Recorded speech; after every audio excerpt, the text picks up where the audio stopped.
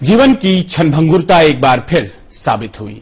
कल इस वक्त जिनके बारे में मैं आपको खबरें बता रहा था, राजनीतिक कहानियां सुना रहा था और ये सुना रहा था कि गोपीनाथ मुंडे महाराष्ट्र की और देश की राजनीति में कहां फिट बैठते हैं और आगे की उनकी योजना क्या होगी, आज वो हमें छोड़कर चले गए और इन 24 घंटों में संसार बदल गया। ग्रामीण विकास मंत्री गोपीनाथ मुंडे अब हमारे बीच नहीं है।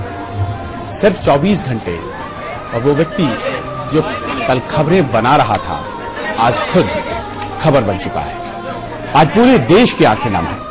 राजनीति से इस दिग्गज के निधन के बाद पूरे देश में शोक की लहर है। किस तरह से एक डब्बे के समान कैस्केट में बंद पार्थिव शरीर गोपीनाथ मुंडे का शाम मुंबई में उनके घर पहुंचा और ये आपको बताते चले कि कल बीड़ जो उनका पैतृक जिला है वहां उनके पैतृक गांव परली में अंतिम संस्कार किया जाएगा।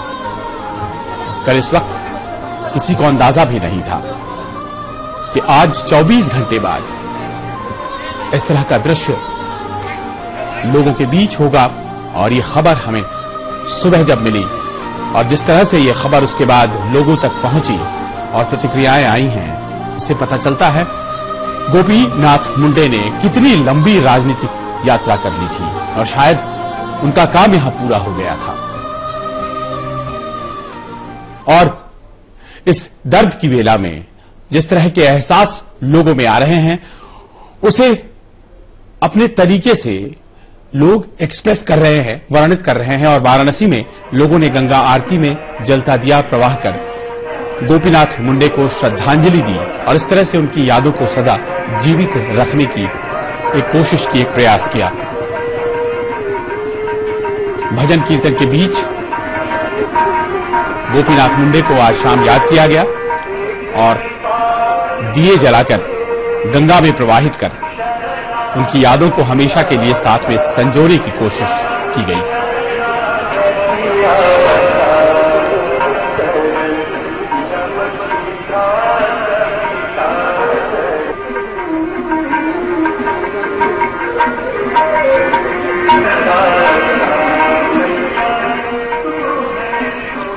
कल तक जो जीती जागती तस्वीर था, बातें करता था, आज तस्वीरों में कैद और माला तस्वीर पर चढ़ा हुआ। कितना अंतर है ये। और एक जीवन यात्रा पूरी हो चुकी है, शुरुआत और उसके बाद अब अंत। केंद्रीय ग्रामीण विकास मंत्री गोपीनाथ मुंडे अब नहीं रहे।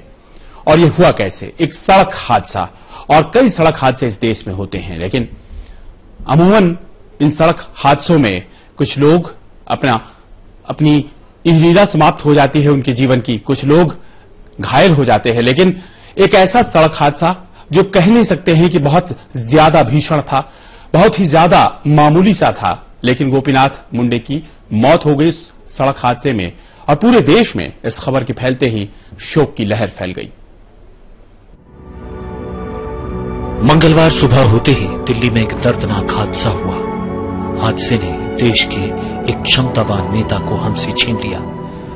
केंद्रीय ग्रामीण विकास मंत्री गोपीनाथ मुंडे का उस हादसे के बाद निधन हो गया।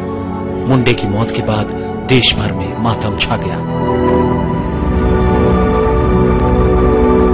गोपीनाथ मुंडे दिल्ली स्थित अपने घर से निकले थे। मुंडे अपनी मारुति SX4 कार में सवार होकर इंदिरा गांधी इंटरनेशनल एयरपोर्ट की तरफ जा रहे थे, जहां से वो मुंबई के लिए फ्लाइट पकड़ने वाले थे, लेकिन वो एक हादसे का शिकार हो गए।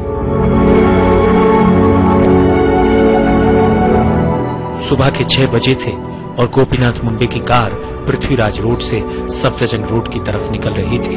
तभी एक Tata indica car Tughlaq road से उनकी कार की तरफ आ गई। फिर हुई एक जोरदार टक्कर। हम आपको बताना चाहेंगे कि गोपीनाथ मुंडे अपनी गाड़ी से पृथ्वीराज रोड से आ रहे थे और दूसरी गाड़ी जो तेज रफ्तार में थी इंडिका, वो अरविंदो रोड से तुगलक रोड की तरफ जा रही थी। तभी इस चौराहे पे, ये वो जगह है जहां पे एक तरफ सफदरजंग रोड है, दूसरी तरफ पृथ्वीराज रोड और अरविंदो रोड है और उसका ये चौराहा है। इस चौराहे पे तेज रफ्तार इंडिका ने गोपीनाथ मुंडे की गाड़ी को इतनी तेज टक्कर मारी, जिससे टक्कर होने की वजह से उनको जल्दी से जल्द उनको दिल्ली के ट्रॉमा सेंटर ले जाया गया, जहां उनके अब घोषित कर दिया गया है कि उनकी मौत हो चुकी है।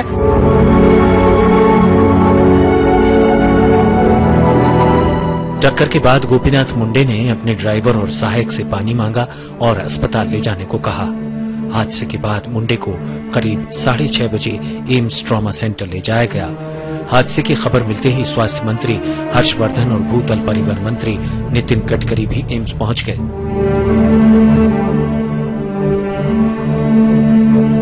6:30 बजे एम्स ट्रॉमा सेंटर पहुंचने के बाद आनन फानन में डॉक्टरों ने मुंडे का इलाज शुरू कर दिया, लेकिन शायद ऊपर वाले को कुछ और ही मंजूर था और 7:20 पर गोपीनाथ मुंडे के निधन की खबर आई। श्री गोपीनाथ मुंडे जी जिस कार में थे, उस कार को एक दूसरी कार ने या व्हीकल ने हिट किया था करीब 10 मिनट पहले, और उसके बाद वो कार के अंदर कोलैप्स हो गए। जब उनको इमरजेंसी डिपार्टमेंट में लाया गया तो उनका कोई ब्लड प्रेशर नहीं था, उनकी सांस नहीं चल रही थी और उनकी हृदय गति भी रुकी हुई थी। चिकित्सा पद्धति के अनुसार उनको कार्डियोपल्मोनरी रिससिटेशन या रिवाइव कराने की पूरी कोशिश की गई, किंतु 50 मिनट के गहन रिवाइवल की कोशिश के बाद भी उनको रिवाइव नहीं किया जा सका और 7:20 पर उनको मृत घोषित किया गया।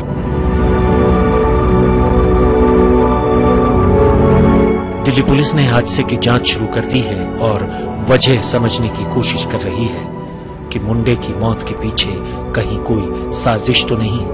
ये पूरा का पूरा मामला जो है अभी दिल्ली पुलिस जो है वो छानबीन कर रही है। अभी दिल्ली पुलिस कुछ उस तरह से साफ नहीं कर पा रही है कि आखिर जो है ये सिर्फ और सिर्फ एक्सीडेंट है या कोई साजिश। अभी ये कहा जा रहा है कि अभी बहुत जो है प्री मैच्योर मामला है, इसमें तफ्तीश के बाद वो सारी बातें जो हैं वो सामने आ पाएगी कि क्या गोपीनाथ मुंडे को किसी साजिश के तहत वो एक्सीडेंट के शिकार हुए हैं या सिर्फ और सिर्फ ये एक्सीडेंट था।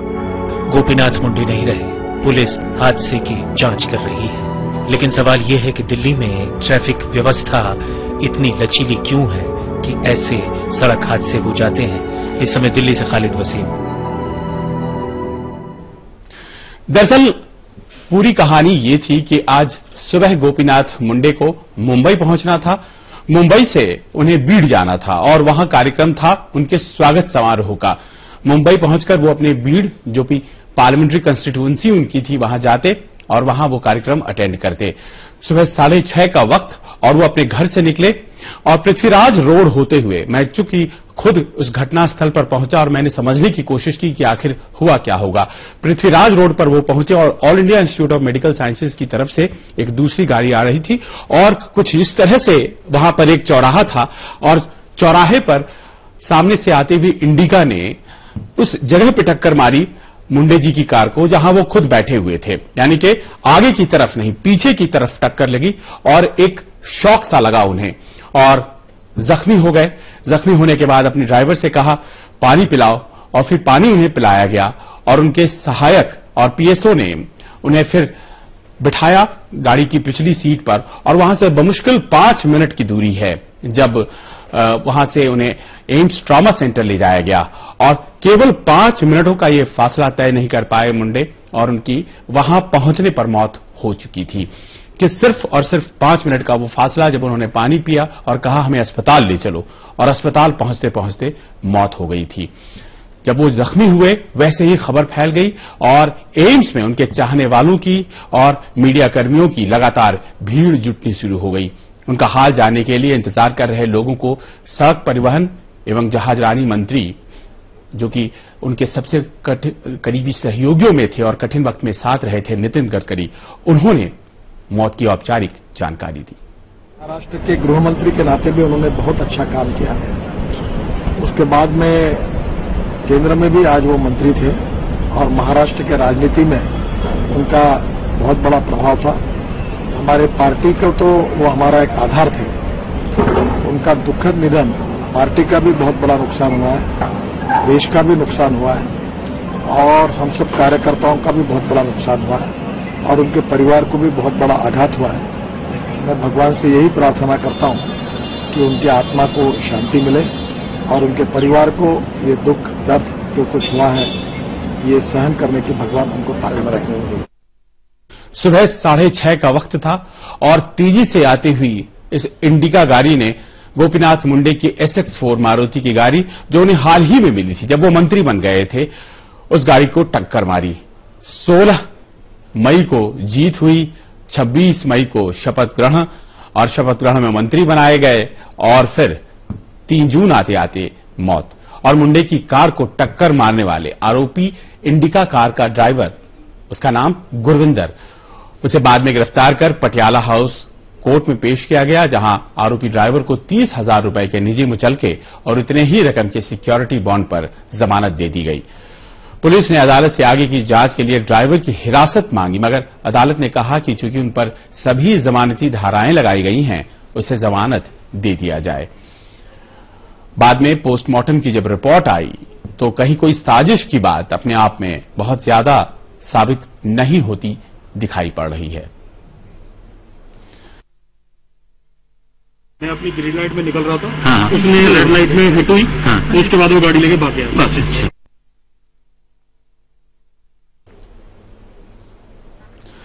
सिर्फ 26 सेकंड अगर वो ड्राइवर इंतजार कर लेता और रेड से ग्रीन हो जाता तो फिर वो आराम से निकल सकता था, क्योंकि ग्रीन लाइट थी। मंत्री गोपीनाथ मुंडे की कार सीधी अपने रास्ते चली जा रही थी और कहीं यमदूत की तरह ये इंडिका कार, भले ही वो रेड लाइट थी लेकिन वो रेड लाइट जंप करना चाहता था।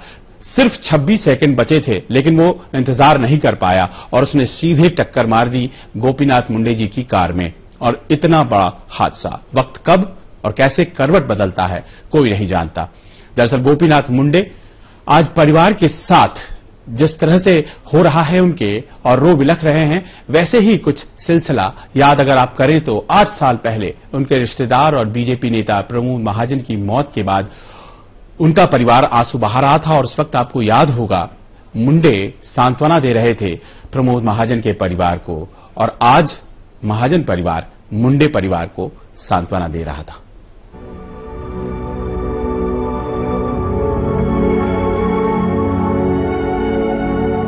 सर से पिता का साया उठ जाने का गम क्या होता है, कोई इनके आंसुओं से पूछे।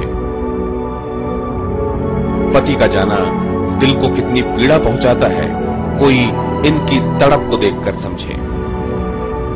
गोपीनाथ मुंडे के निधन की खबर जैसे ही उनके परिवार तक पहुंची, सब के सब व्याकुल हो गए। कहां तो तय था कि जीत का और मंत्री पद मिलने का जश्न मनाया जाए, लेकिन मौत की खबर ने सबको आसमान से जैसे जमीन पर गिरा दिया। सबकी आंखों में आंसुओं का जैसे दरिया फूट पड़ा। दुख की घड़ी में करीबी रिश्तेदार मुंडे परिवार को सांत्वना देने पहुंचने लगे। ये तस्वीर मुंबई में वर्ली स्थित पूर्णा अपार्टमेंट की है, जहां गोपीनाथ मुंडे की पत्नी को सांत्वना देते दिखाई दे रहे हैं प्रमोद महाजन के बेटे राहुल महाजन और उनकी बहन पूनम महाजन। वक्त ने कैसा सितम ढाया। आज से करीब 8 साल पहले जब बीजेपी के कद्दावर नेता प्रमोद महाजन का निधन हुआ, तब गोपीनाथ मुंडे खुद प्रमोद महाजन के परिवार के साथ खड़े थे। रोती बिलखती पूनम महाजन को मुंडे ने एक पिता की तरह अपनी बाजुओं में थाम रखा था और महाजन की पत्नी को संभाल रही थी मुंडे की पत्नी। 8 साल के बाद नियति ने तस्वीर पलट दी। आज मुंडे परिवार पर दुखों का पहाड़ टूट पड़ा है और महाजन परिवार उनके साथ खड़ा हुआ है। गोपीनाथ मुंडे और प्रमोद महाजन का संबंध छात्र जीवन से ही रहा है। दोनों ने एक ही कॉलेज में पढ़ाई की, साथ साथ अखिल भारतीय विद्यार्थी परिषद के लिए काम किया। राजनीति में कदम रखा तो साथ साथ बाद में दोनों महाराष्ट्र की राजनीति में बीजेपी का बड़ा चेहरा बने। खास बात यह कि दोनों एक दूसरे के रिश्तेदार भी हो गए। मुंडे प्रमोद महाजन के बहनोई थे। विधि का विधान देखिए, दोनों के परिवार पर दुखों का पहाड़ भी उतनी ही बेदर्दी से टूटा। समय के लिए ब्यूरो रिपोर्ट।